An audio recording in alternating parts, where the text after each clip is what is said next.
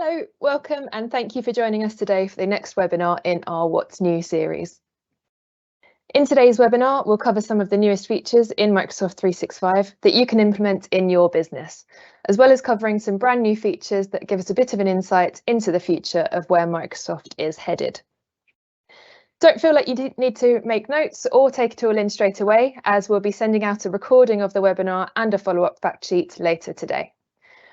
Also, if you have any questions, please do feel free to drop those into the Q&A box at the side at any time.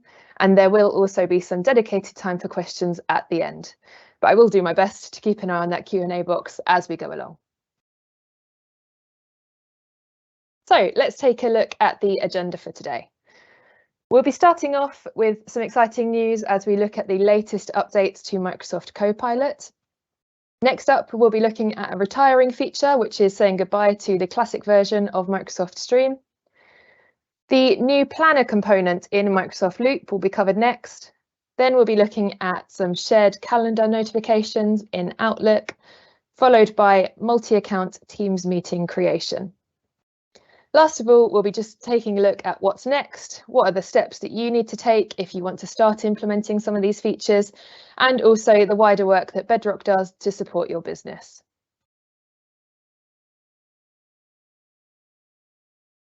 So let's start with a quick welcome for those of you who may not have met us before. My name's Jennifer Benge and I am the Marketing Manager at Bedroq. Bedroq is an IT managed service provider and Microsoft solutions partner for modern work.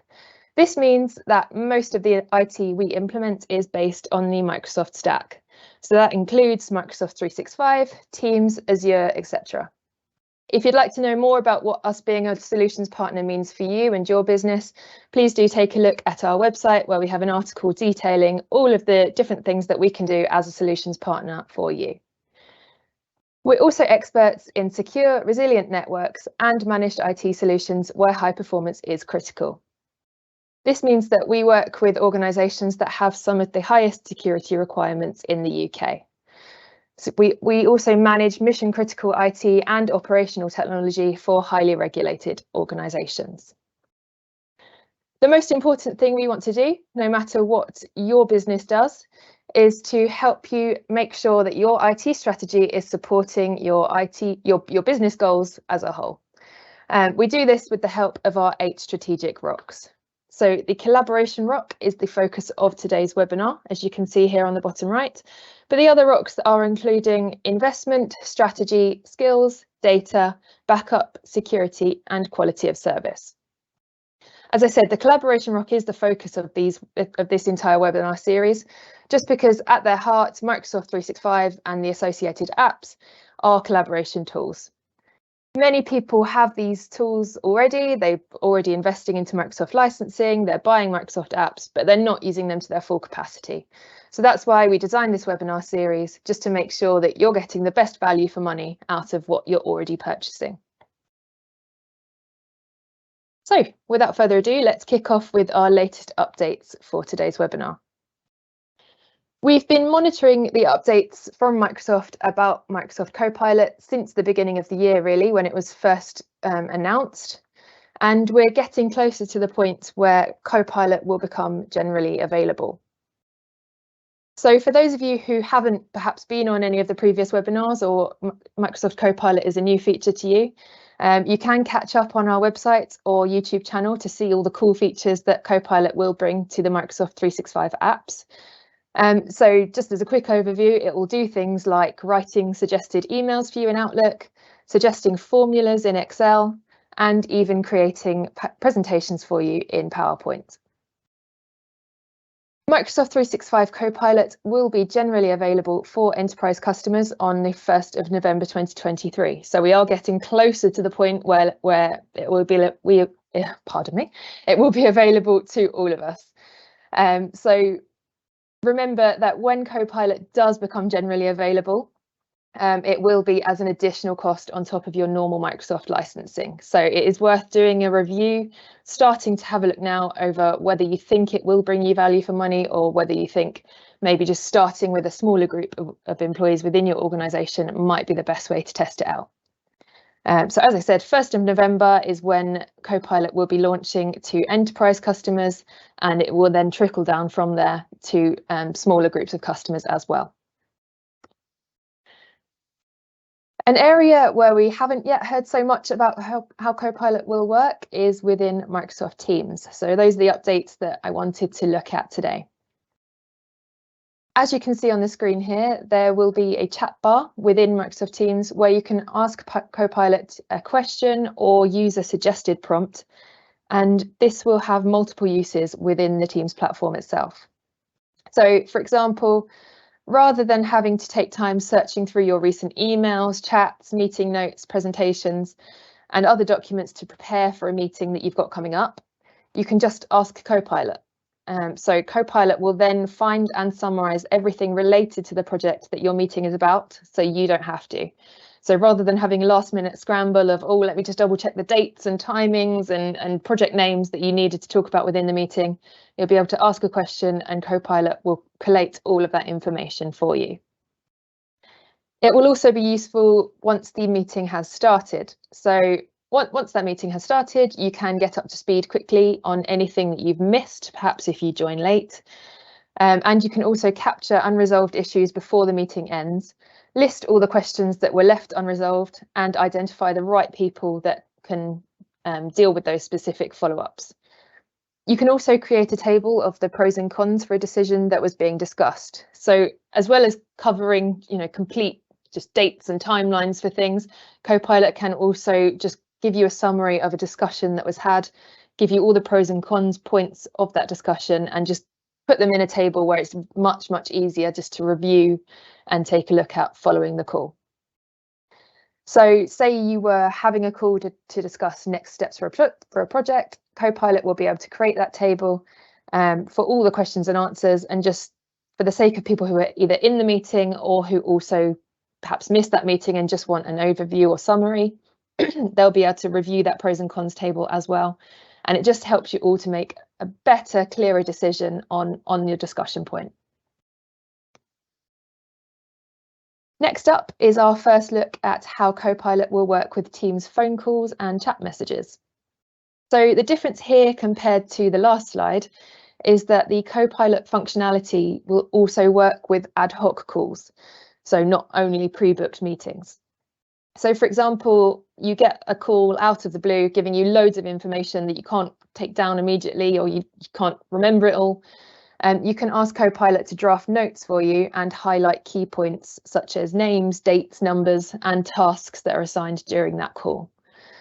After the call, you can then use this information to quickly send a follow-up note to confirm the project plan with the person you're talking to, or with outsiders as well, based on that conversation that you've had. The other thing that I think this will be useful for is the summarize call so far function.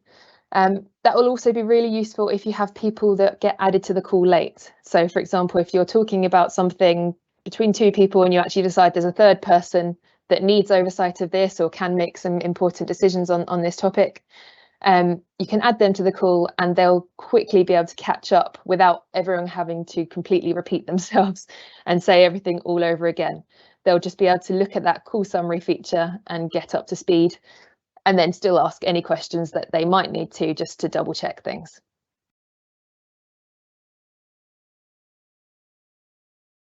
Next up is Copilot in Teams chats. So this new feature also offers similar functionality to what we've just discussed for the meetings and the calls.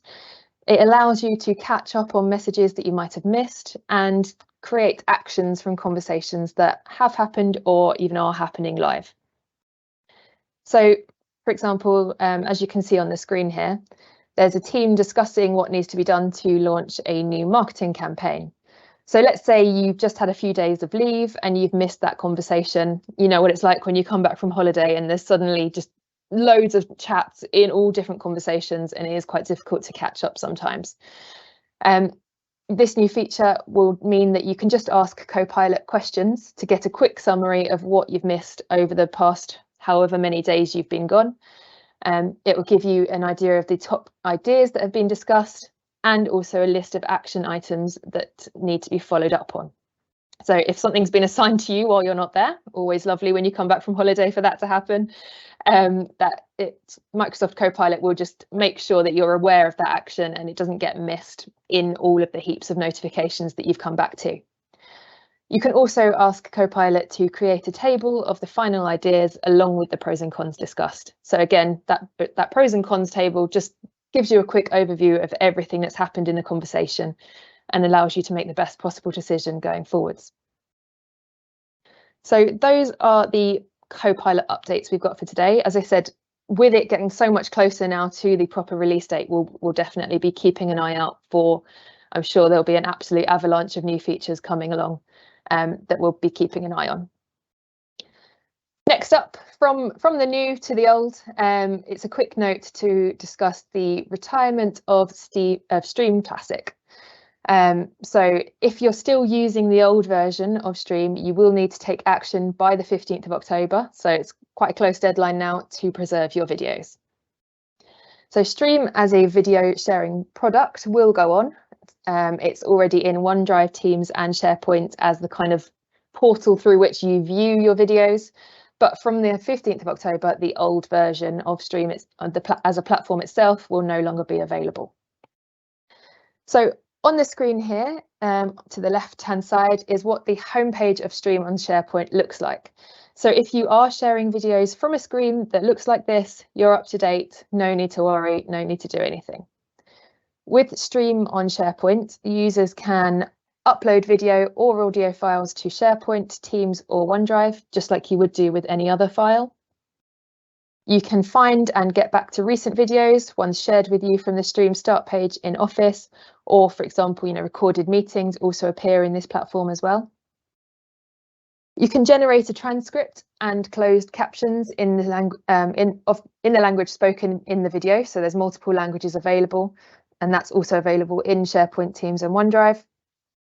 You can manually add chapters to your videos, letting your viewer jump just to the point of the video that they need or want. And you can also collaborate on those videos with comments, again, just like you can do in any other Microsoft 365 document.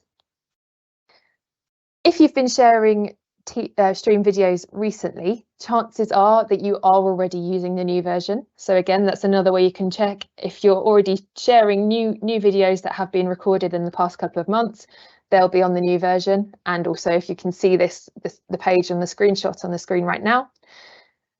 This is because this has been a phased retirement and it's been going on for a little while. So it's not as if they're suddenly cutting you off and you're going to lose everything immediately.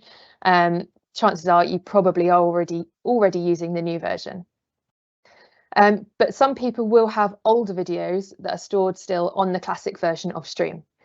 If that is the case for you, Microsoft have provided a migration tool to make sure that you're able to move these to other Microsoft 365 locations. If you are absolutely desperate to hang on to the classic version of Stream for just a little bit longer, as you can see on the screen in the box on the right, you are able to delay the retirement or the disablement until April next year. So you'll just need to get your IT admins to do this for you if you think that does apply to you. But as I say, for the majority of people, you're probably already using the newer version. It's just worth a double check in case you've got some really old videos that you want to preserve for the future. Okay, next up, we have another new feature, which is the planner component is coming to Microsoft Loop. So Microsoft Loop is something we've been discussing for a couple of years now, I think, on these webinars, but we haven't had a new announcement about Loop for a little while. And it does almost seem as if now with the hype around Microsoft Copilot, Microsoft Loop has once again been sort of pushed backwards a little bit, which is a bit unfortunate because I think it could be a really great tool if enough people start using it. Even within Bedroq, I'm trying to use it occasionally, just the component features within Teams chats, etc. But I think unless you have a big movement to get everyone from your organization or everyone from within a specific team utilizing Microsoft Loop, it's kind of not going to take off because it's a collaboration platform where you want people to all be using it together. So it's one of those things I'd be interested to know if anyone is already using Microsoft Loop within their organizations, and how that's going for you. So yeah, let me know in the comments if you are. So here is a new update though. So having said there haven't been new updates for a while, here is one, and it's available from now onwards, so it should be. So you can now integrate your task tracking between Planner and Loop. So this basically means that you can drop lists from Planner as live components into your Loop pages. Any updates that are then made either within Loop or within Planner will sync live across both platforms. So as with any Loop component, wherever that component happens to be situated, any changes that are made will also be made across any platform where the Loop component is. So I think this could be good if you're thinking of using Loop, you're already using Planner, and you need a bit of an interim stage between the two.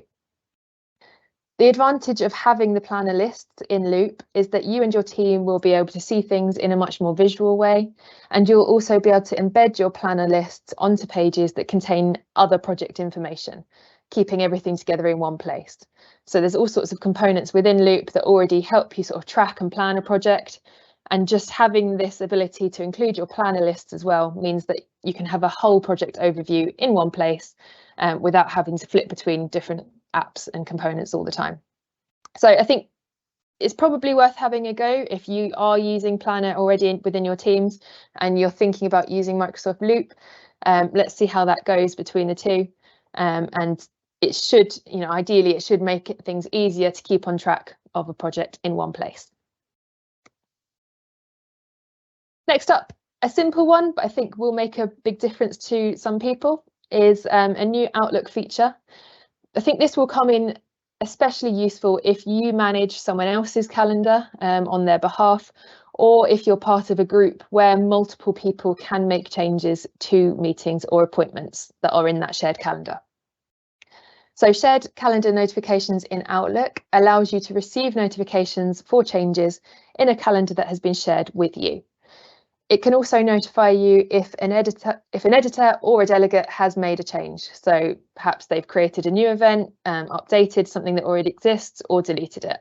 And you'll get that notification within your calendar.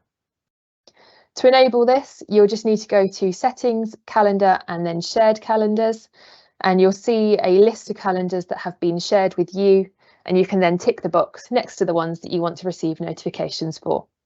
So this new feature is rolling out around about now. It should be available to everyone by November. So from what we've seen so far, it seems to be coming to the Outlook app first. From everyone that we've spoken to, it hasn't been available on Outlook for the web yet, but it should be rolling out across both of those platforms anytime now. So do look out for this if you think it would be useful to you. And on the sort of meeting themes, we've also got a new feature, which is multi-account Teams meeting creation. So in last month's webinar, we talked about new features that are making it easier for people with multiple Microsoft 365 accounts to manage their workloads without having to log in and out all the time, basically, to switch between their accounts. Multi-account Teams meeting creation now supports the ability to switch between multiple tenants and accounts to schedule your Teams meetings. At the moment, this will only be available if you're using new Teams. If you're not sure if you're using new Teams yet, there's a very easy way to find out. Microsoft have basically slapped on a sticker that says the word new on top of the standard Teams logo. So if you can see the word new on top of your Teams logo, you are using new Teams. If you can't see that sticker, you are not yet using new Teams, and you should have a prompt coming up anytime now just saying, would you like to start using new Teams?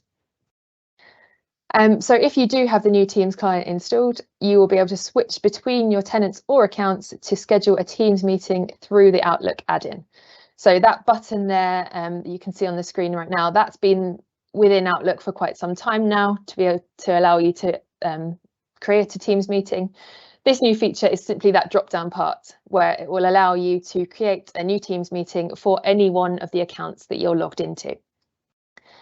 So for this to work, you do have to be logged into the account where you want to send the invite from.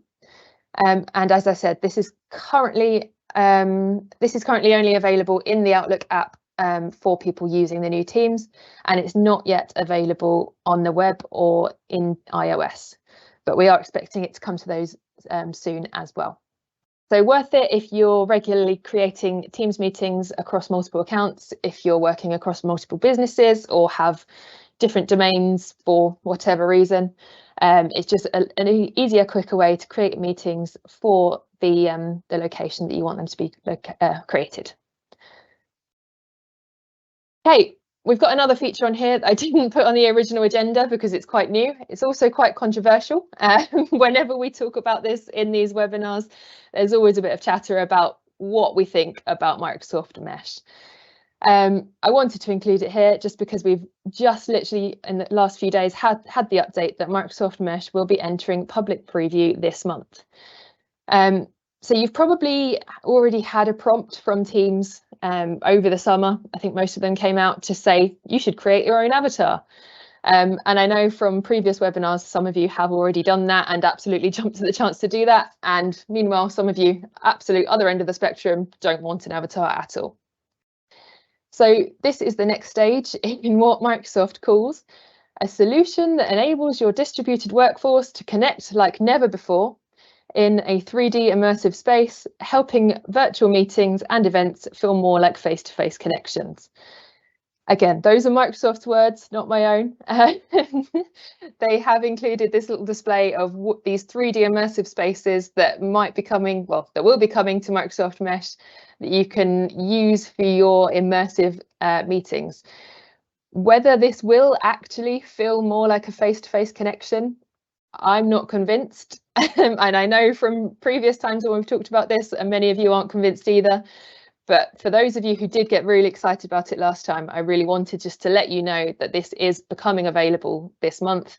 It's going into public preview by the end of October. So if you're the kind of person that jumped on creating your avatar, you're probably also going to want to jump into this immersive experience and see what you can create here. Something else that I thought was interesting was that we covered the new spatial audio feature for Teams meetings a while ago in these webinars. And that's a feature which arranges your audio to make it sound more like you're really sitting in a room with the people on your call. This makes even more sense when you look at this new feature. Obviously, Microsoft are thinking we're building these worlds. We want people to feel like they're immersed within those, and audio is part of that as well. So it's interesting that that spatial audio feature was released for normal Teams meetings a few months back and is now obviously going to be built into these 3D immersive experiences. So this is what the joining option will look like if you're invited to a Mesh event. There are also loads of options available for event creators to build the 3D world that they want their meeting to take place in. As Microsoft are very enthusiastic about this, they have given us some ideas for scenarios where you might want to use Microsoft Mesh. One of these includes creating a designated area for roasting virtual marshmallows and answering fun icebreaker questions. Who knew that could get even more cringy? I have to say the icebreaker question thing is bad enough when you're in the real world. I'm not sure if being in the virtual world will make it any better. But again, I am really interested to see how this is going to work. I know, for example, within Bedroq, one of our technical consultants is absolutely dying to try this out. He's so excited about this. And I think there will be people within other organizations as well who are thinking, you know, actually, I do want to give this a go. I think it does have a place. So it's just going to be interesting. I would like to find out who amongst you is going to use this, who's thinking absolutely never, this is not for us. But yeah, it's coming and it's going to be here by the end of the month. So if you are remotely interested, you can have a go, have a little play with Microsoft Mesh and see where you think it might be of use within your organization. Okay, so those are the new features that we had to cover today. I just wanted to remind you that Bedroq offer the 8 Rocks assessment, which is a stakeholder workshop. This is designed to get consensus around your business and IT priorities. We can conduct it face-to-face or virtually, and there's also no cost implications with this other than the mutual investment of time. So if you are interested in starting from scratch with your IT, or you think actually your IT is in a really good place, but you just wanted to check some of your longer term strategy, we're able to come in, help you do that strategic review and look at areas where you could improve by doing quick immediate priorities, or perhaps scope for longer term detailed strategy as well. So if that does interest you, then please do feel free to reach out and we will be able to get that booked in for you with one of our technical experts. Okay, time for some Q&A. If we have any questions on anything that has come up today, any points of interest, I can see we've got a few in here now. Let me just read through a few of these, and please do feel free to drop any more questions in while I'm doing that. So we've got someone who is using Loop, but like I said, not everyone is. Yeah, I think that is the thing. Probably Loop, I can definitely see that there is a place for it. I can definitely see that if we could get more people involved, it would make a massive impact. It is just like you're experiencing. I think there's a problem with getting people over that first hurdle of starting to use it, because like anything, people stick to what they know. It's difficult to get people using a new app, a new piece of software if they kind of are happy with what they've already got. But pleased to see you think it's an excellent collaborating tool. Yeah, I agree. I think there's so much scope there for building something amazing. It's just getting enough people using it. So someone's saying mesh is definitely not for me. Good. Okay. I'm glad I have some support there. I think just on the surface of it, it's not for me either, but time will tell. Maybe I'll be wowed by it when it's all actually available. Oops, sorry, just skip to the next slide. We've been stopped from using avatars or creating avatars as our directors will think it will discourage people from switching on their cameras. That's a really interesting point. And that is part of what Microsoft have kind of said. They've given it as a reason of if people don't want to turn on their cameras, it's actually better to have an avatar than to have nothing at all. But I would tend to agree with you as well. I would much prefer to speak to an actual human rather than a cartoon avatar. So it's interesting to hear that some organisations are actually already implementing policies around that, it sounds, to say you can't use the avatar. So yeah, we'll definitely keep an eye out for more. We'll listen out for more stories like that as well. Where do we access the migration tool for Stream? It should be available right next to your old files. So if you do have the old Stream Classic platform, if you view a video on there, there should be a button right next to it where you can migrate to a new position, either within OneDrive, SharePoint, wherever you need it to be. So it should be fairly simple to find, but I can follow up with you if you like, Sarah, and I will make sure that we send you information on how you need to do that. When will the Loop and Planner integration go live? As far as I know, it should be available now. I haven't double checked that myself, but from the information we've been given, it should be available. So again, I'll follow up on that and let you know where to find that integration button, and also if it's not available, when it should be. But as far as the information we've been given, it should be available now. So I'll follow that up for you as well. Okay, looks like those are most of the questions that we've had today. Yep, just one more about the Planner integration for Loop. So I'll dig out some more information about that and make sure that we include that in the follow-up fact sheet as well later this afternoon. Thank you everyone for joining us today. Our next webinar will be in November. So if you like this series, if you want to join us again, please do sign up using the link that Cara has just kindly published for us. And it's on the 2nd of November. So around the same time next month, always the first Thursday of the month. Please do use that link to sign up now, just to make sure that you've got it in your diaries. And we really look forward to seeing you all again there. Thank you for joining us, everyone. And I hope you enjoy the rest of your week. Okay, goodbye.